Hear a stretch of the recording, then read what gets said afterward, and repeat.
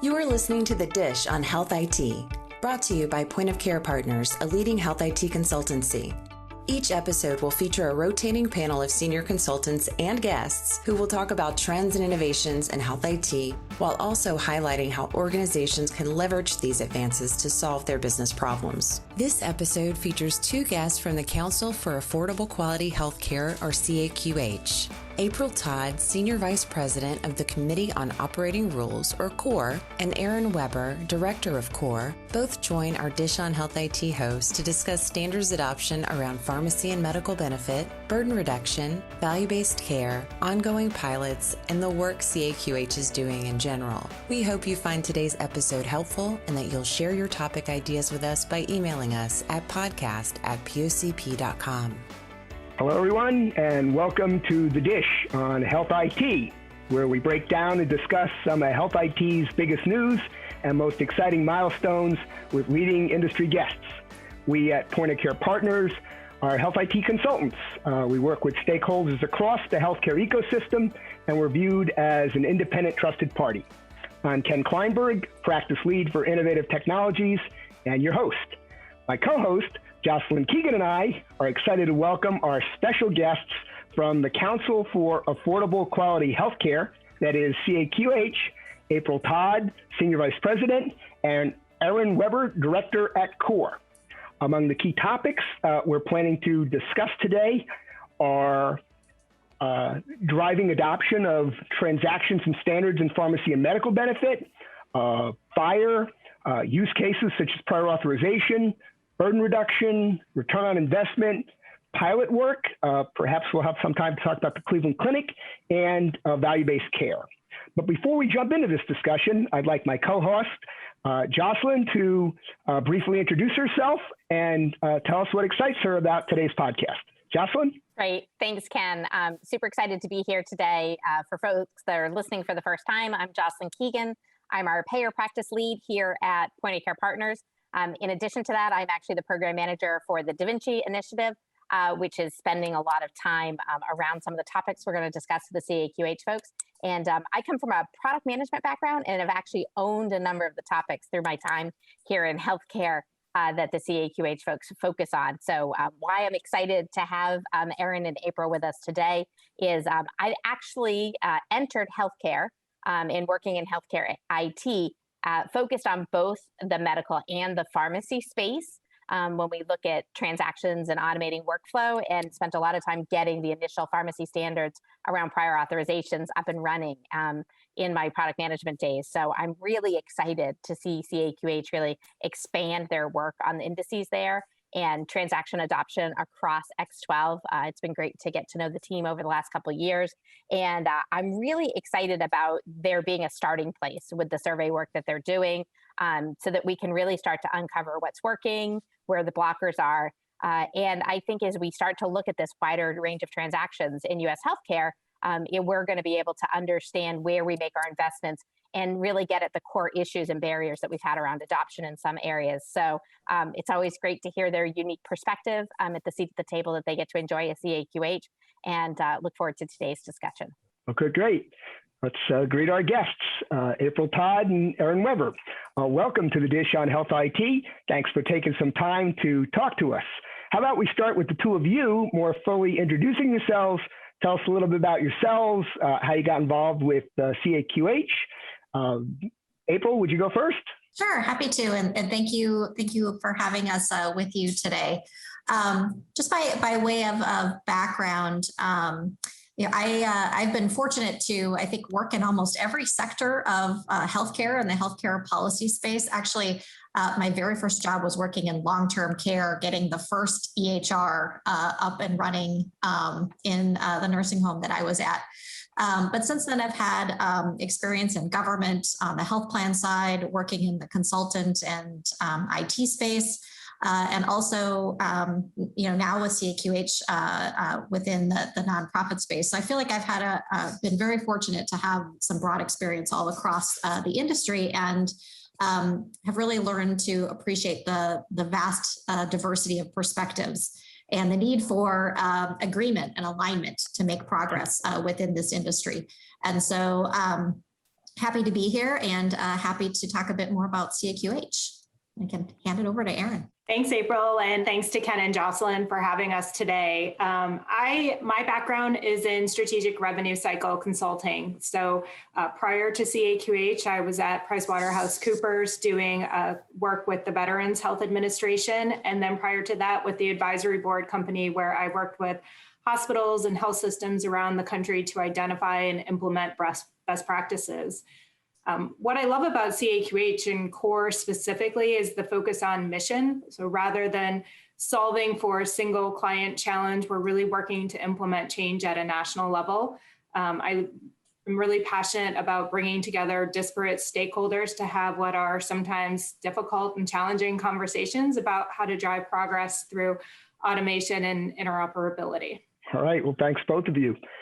So before we get too deep into these many issues we want to discuss today, could you give us a bit of a baseline information on CAQH?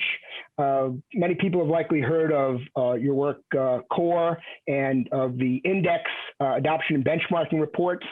So could you start with some of that baseline for us? April? Sure. So CAQH really is kind of in a unique spot within the industry. We're a nonprofit organization, and our mission is focused on helping to streamline and simplify the business of healthcare. And so we focused a lot on the administrative space. And as part of our mission, we really have what I always tell people is a three-legged stool for some of the work that we do. So we have a research arm that's called Explorations. And really what the focus of Explorations is to work with the industry to monitor and gauge the progress towards automation and where there are gaps, where there are things the industry can focus on to improve. We also have what I call a policy arm with CORE. And with CORE, we really bring the entire industry together, multiple stakeholders, as Erin mentioned, to try to work towards consensus on how to operate between plans and providers within the healthcare industry on transactions and standards. And then lastly, around solutions, we also bring solutions to the industry that really can be defined as utilities. And these are industry solutions where it makes sense to have one central place to do things, and where a competitive approach between vendors and others doesn't necessarily make sense. And so we have historically focused on things like credentialing, provider directories, some of the provider data work, coordination of benefits, and now, and I'll talk about this a bit later, is also around the Endpoint Directory. So we're really trying to bring people together, drive consensus, and serve as that point for having those broad industry discussions. Okay, great. Thanks for that background. So let's now dive into what are likely the most pressing questions our audience will want to hear about: our transformation from a more batch type transactional X12 EDI, long laundry list there, approach to information exchange. We've had it for 20 years, since the early days of HIPAA, to one that's more real-time, extended in terms of more robust exchange of clinical data, FHIR standards. I'm thinking here attachments and 21st century cures and open APIs. How is the industry managing this transformation? April? Yeah, so what I think is most fascinating, and actually will get more interesting here as technology advances even more quickly than it has, is that as an industry, we are going to need to learn to adapt more quickly, and we are always going to have this, I think, kind of push and pull between existing standards and technology and new standards and technology. So the discussion right now happening around X12 and FHIR to me feels like the introductory paragraph, I guess, to this book. And so what I think is going to be really helpful, and this is what CORE is trying to help facilitate, is how do we advance as an industry in a organized way, in a way where there are common expectations across the entire industry? Because we're going to have, some organizations that are way ahead and others that trail behind. And so regardless of whether it's now or today in the future, how can we take best advantage of what we have and capitalize on the new technology that's coming, and make sure that there's some common expectations where everyone can engage with each other? So that's, to your point, you'd mentioned attachments. We're specifically working on that and how we can do that effectively. And I'll have Erin talk here more specifically around what we're doing there. But that's really kind of what we're focused on, and where we see the big challenge right now in the industry is trying to get everyone aligned and at least moving in the same direction and have similar processes for doing that. Erin, anything to add? And then we'll bring Jocelyn in. Yeah, so within CAQH Core and our participating organizations, the word attachments really means clinical documentation. And how can you connect the clinical and administrative data to support where the industry is at now? And our CAQH Index data, demonstrates that still there is a lot of partially electronic and manual work being done to exchange this documentation, both for prior auth and claims, which is a significant source of administrative burden.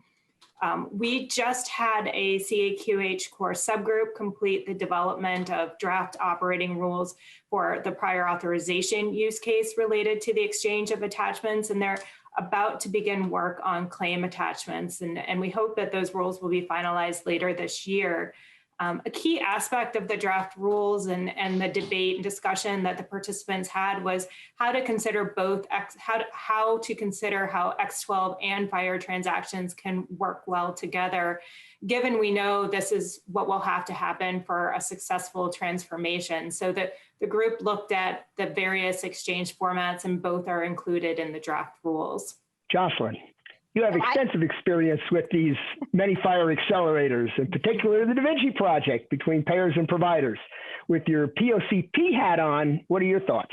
So, which is so great because I can say so many more things with that hat on. So I think that, Erin and April, get at the heart of the issue. And I think as we think about sort of this transformation that we're seeing, right, as new technology comes into the industry, it's really, acknowledging this massive investment that we have in X12, and that it runs a large part of the world that we operate in. But, Erin started to sort of poke at this. We have to bring administrative and clinical data together and be able to look at it holistically, right? To be able to make that transformation to value-based care and for people to be successful in their at-risk contracts. And getting the clinical data in some form of payload is incredibly important. And different partners are going to pick different tools. And we have this natural tension in the industry, right, of people saying that they want to be able to implement and drive where the industry heads, but that in reality, when we look at pipelines and roadmaps, often people are doing what's being, pushed from a regulatory standpoint. And I think attachments is a great example of that, right? I think we haven't seen adoption, I think, for a number of reasons, or consistent adoption across the market, but we hear this demand in the market. So I think as we look at new and emerging technologies, in the shift to APIs and information blocking, really unlocking that data at rest in the EHRs, leveraging the technology that is, I would say, the lingua franca, right, of the EHR, which is turning into FHIR, right? That's what we're seeing the industry and our friends at ONC and CMS really putting their thumb, on the scale to name it into reg or propose it as resources in many pending regs. We need to really be honest about making sure that we're meeting everybody where they are today. I think we've all seen examples in industry. If we don't actually, acknowledge current state, then we don't get the adoption that we expect. So I think that the work that CAQH and others are doing to progress that conversation, and I think that, listening to the testimony that's been happening at NCVHS and at groups like ICAD are going to be incredibly important for our regulators to look at, to make sure that they have an exclusive answer, an inclusive answer to the industry that's going to accommodate, taking advantage of the existing technology, but also understanding people may want to leverage existing rails that they already have in production in this area. All right. Thanks, everyone, for your insight on that. My next question for you, April. Could you say a bit more about your methods for determining cost reductions, time savings, burden reduction, big buzzword, value, and even ROI from these standardized transactions? What have been your findings? Do they differ between pharmacy and medical benefit? And if so, why would that be the case? NCPDP certainly been a factor in improving many aspects of pharmacy transactions. Yeah, so one of the ways that we do that is through our explorations program, and particularly what we call the CAQH Index. The index is an annual survey that we have done now for 8 years, going into our 9th. And really what we do in that index and what we've done historically is we survey plans and providers, vendors within the industry as well. And what we're really trying to get them to do is help us understand the volume of different types of transactions. How are they conducted? Are they done manually through phone and fax and mail? Are they done electronically using the standards that have been established? Or are they electronic in nature, but are more proprietary through some of the web-based portals that exist in the industry today? So we ask about that. We also ask about the cost of the staff time to do all of those transactions through those mechanisms, and how much time it takes to do particular transactions in that way. And we look at HIPAA transactions and non-HIPAA transactions. And actually, in our last survey, have started to ask more questions about value-based care, around the use of FHIR, the impact of COVID on transactions. And also the past year, through working with some experts, including Point of Care Partners and NCPDP, we've also done an initial pharmacy services index. Historically, we focused on medical and dental, but the pharmacy space is just as important and actually has some differences to it that maybe the other industries can learn from. And so, there's definitely, to your point, there's definitely some differences in medical and dental versus pharmacy. And there's some really good reasons for that. There are some areas that are more automated on the pharmacy side than in medical. And some of it's due to different workflows, differences in complexity of the information that's shared.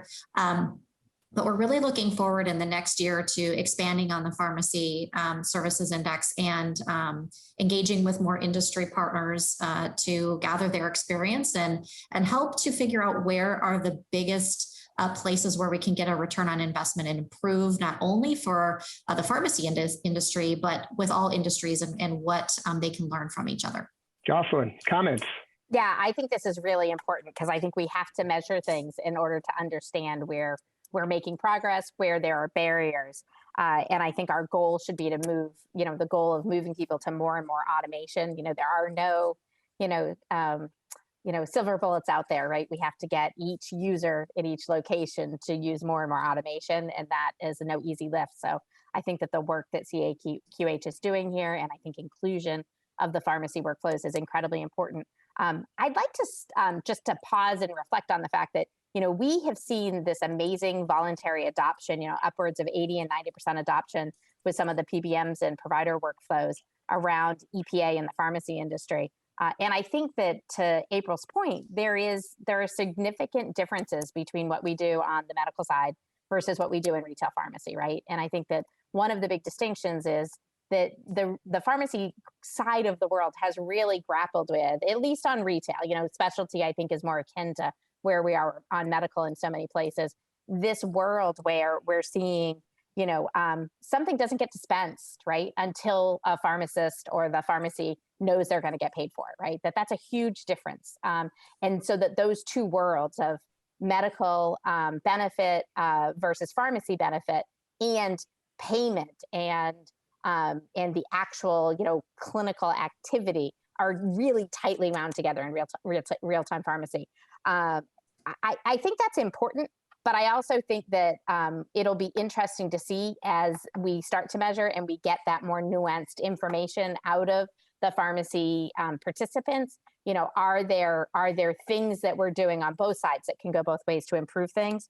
I don't think that at the end of the day that we're going to be able to do apples to apples comparisons, but I think that looking at work that's happening with the team at CAQH and also the AHIP FastPath project that we're just seeing information published about, that we should be able to start to at least unlock and identify, where are places that we can use the existing or the emerging technologies to, start to break down some of the barriers we have around adoption of the existing standards and start to get some of those emerging standards out and working.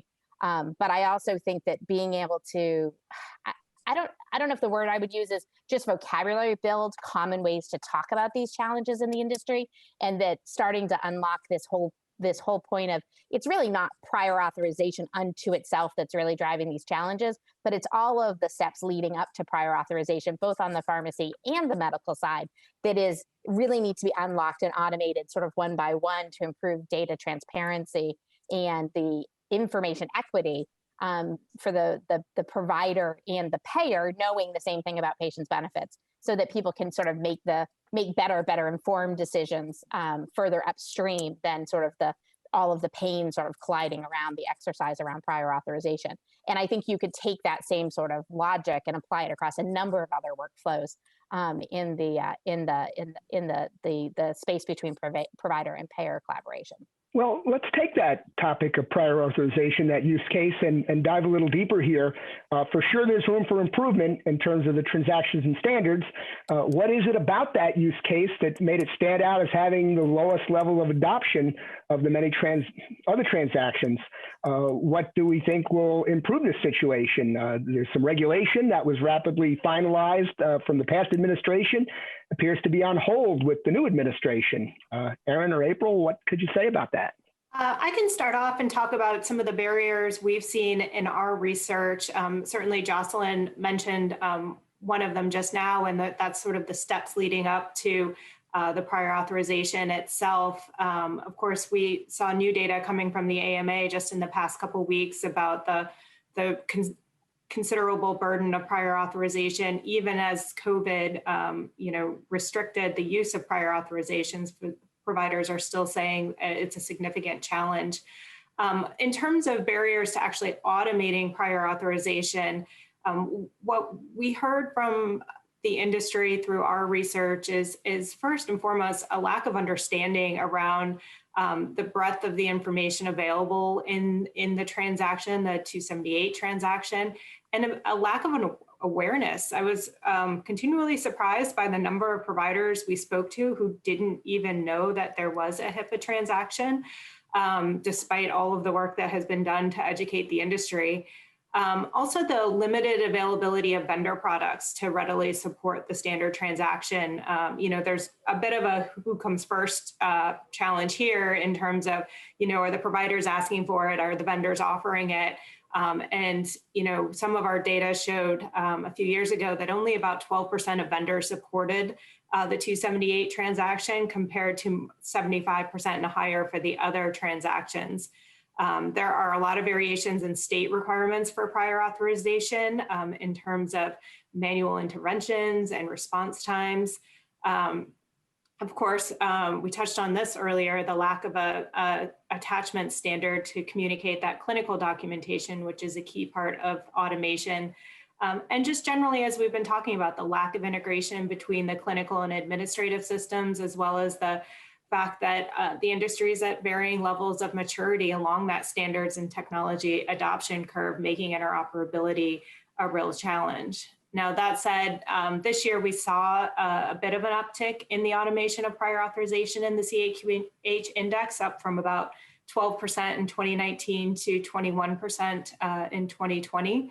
And so CAQH Core has developed a set of prior authorization operating rules addressing things like additional data content needs to convey documentation needs, response time requirements, but that the industry needs to continually adopt and improve and align these expectations across the various transactions and standards available. So I'll turn it over to April now to talk a little bit more broadly about how this work aligns with the industry efforts and the regulation.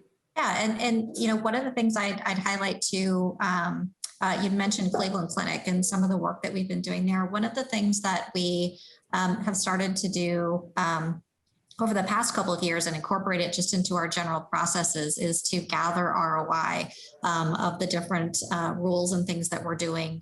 And we have worked with Cleveland Clinic and Prior Auth Now on some evaluation of those rule sets. And even without having standards and rules for attachments, incorporating in operating rules and using APIs together.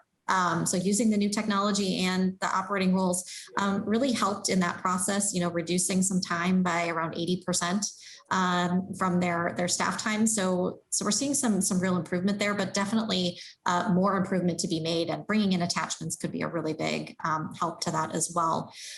In terms of the regulation itself, I think, one of the things that we've been hearing from, participants in our board and just the industry in general is, there is this desire to make progress, but there are some things that I think are that we've had some concerns with in the regulation, and one of them is, only applying to one segment of the population. And whenever you do that, it just creates differences in standards and expectations between whether it's Medicaid or it's Medicare or commercial, and that just creates a lot of confusion. And so we think that if there's a consistent process that applies to everyone, it will just help the entire industry progress.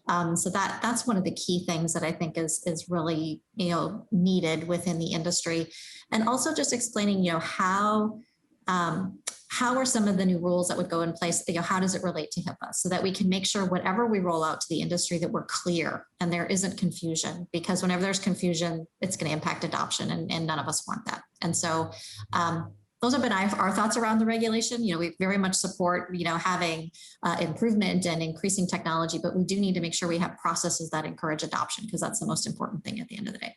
Very encouraging to hear some uptick in prior authorization, certainly an area that we at Point of Care Partners have been promoting and attempting to advance. So with a few minutes left, perhaps we could talk about what's coming. You've conducted years of research on the opportunity to smooth the implementation to value-based care.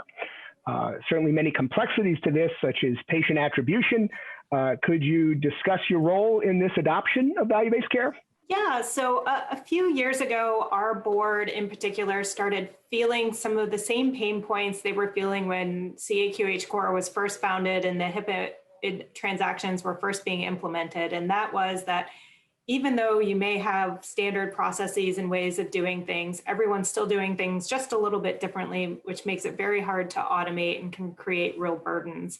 And so our board directed us to do some research to really understand where there might be opportunity to create some more uniformity in the industry and reduce that administrative burden, improving information change and enhancing transparency across the clinical and administrative verticals. You can't look at value-based care and fee-for-service as two separate worlds. It's a continuum. It's not black and white. And you don't want to have two different ways of doing things because you're using the same systems in the end. So the way we approached our research was really to look at the revenue cycle across fee-for-service and value-based payments and try to understand where there needed to be differences, where there were different data needs.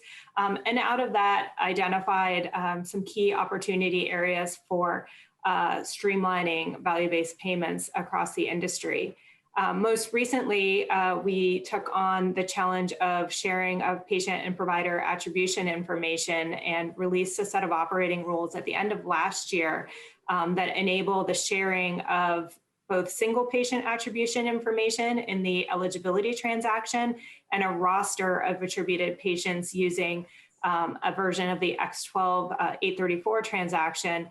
So that there were some common expectations around the data that are shared related to attribution, and with the rosters, some timeframes and frequency at which those rosters are shared. So providers could begin to have some consistent expectations and automation around that work. April, do you have anything you want to talk about here as well in terms of next steps for value-based work?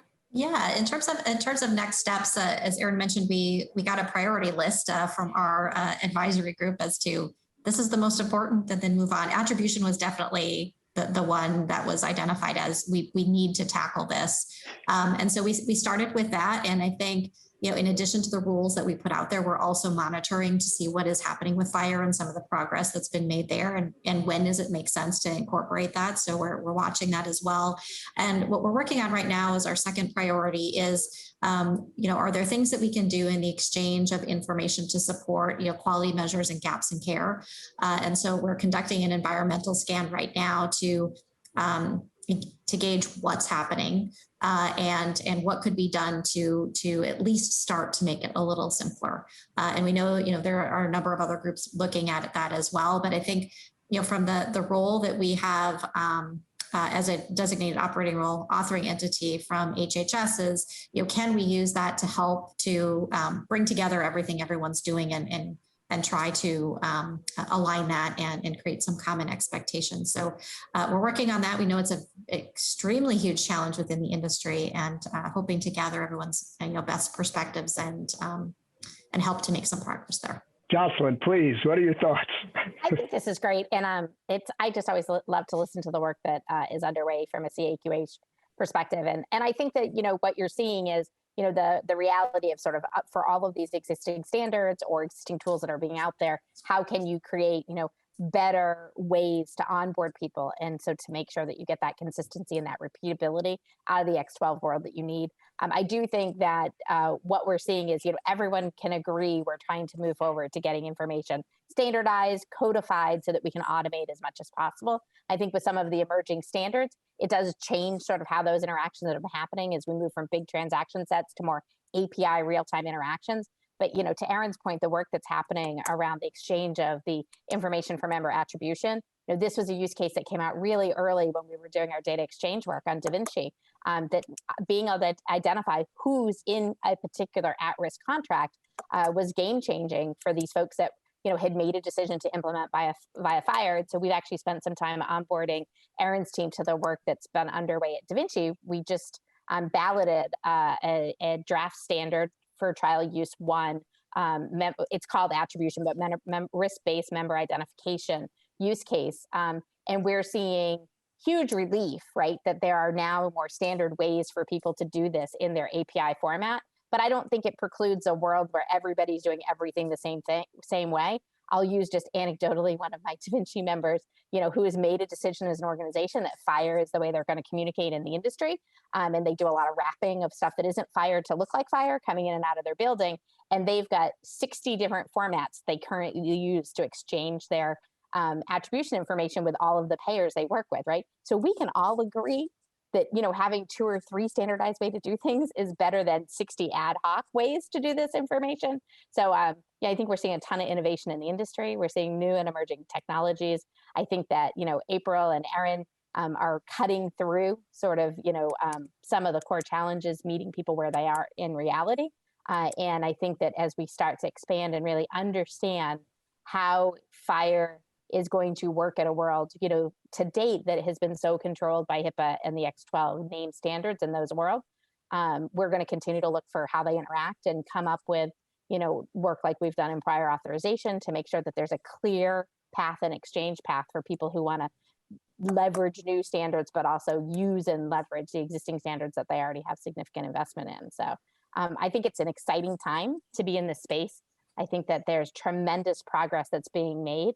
And I think we all agree that there's need to get better instruction out there in the industry, so that clinical data that currently is often very challenging or very manual to collect and create, to be able to help people meet their contract obligations so that they can get their upside and they can manage their patients to healthier outcomes, is a common priority for everybody. So I'm actually really excited, and I'm as I mentioned before, excited to see really sort of the CAQH team get more actively involved beyond our traditional X12 world that we've expected to see them in, to see where and how they can add value to all of the early adopters and our friends over on the pharmacy side. All right. Well, as we work to wrap up this podcast, April and Erin, we'd like to give you an opportunity to point out any initiatives, topics, industry asks that we either discussed or not today that you'd like people to know more about or take action on. The Endpoint Directory? Yeah, no, definitely would like to talk about the Endpoint Directory, but I'll also put a plug in there for the index as we're getting close to our collection period for the index. I always have to plug that. If you see a request, please respond. I think we all appreciate that. But related to I did want to mention something about the CAQH Endpoint Directory. We're actually getting very close to releasing that publicly. We've been working with a variety of industry partners, folks with ONC Fast and with Davinci, with the Karen Alliance, at various different connectathons, to help put a utility out in the industry to support the CMS and ONC interoperability rules and help with some of the regulations that are have compliance dates that are coming up this July and coming up next year, to really help people find each other, to have a trusted place of information around FHIR endpoints, and for apps and payers to be able to share information about each other. And we're hoping that this will be a great place to help make those potentially up to 300,000 some connections that need to be made of people who've never engaged with each other before, to make that easier and simpler. And so we're very excited to be able to serve in this role and help the industry, and encourage folks that may not be aware of it to please come to our website, and we'd be happy to get you up to speed on what we're doing. Jocelyn, final thoughts.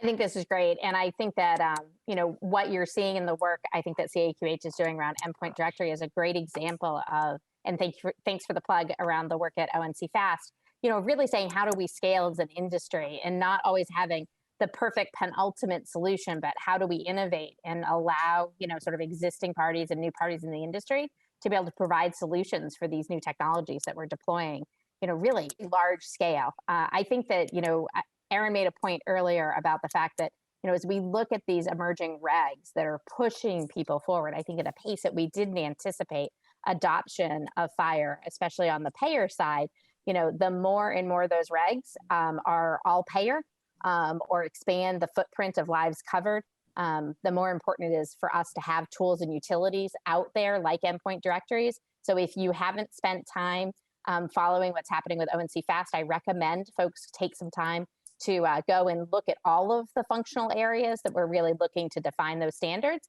and be able to, allow industry participants to really drive, the solutions that we need. So it's been great to watch the group that CAQH has been collaborating with really test and validate, how a tool like this would work, to be able to allow this automated transactions work to actually, become a reality in the industry for consumers to be able to get access to their own information. So I look forward to seeing it go live and see what happens when everybody turns their switches on for July 1st. So.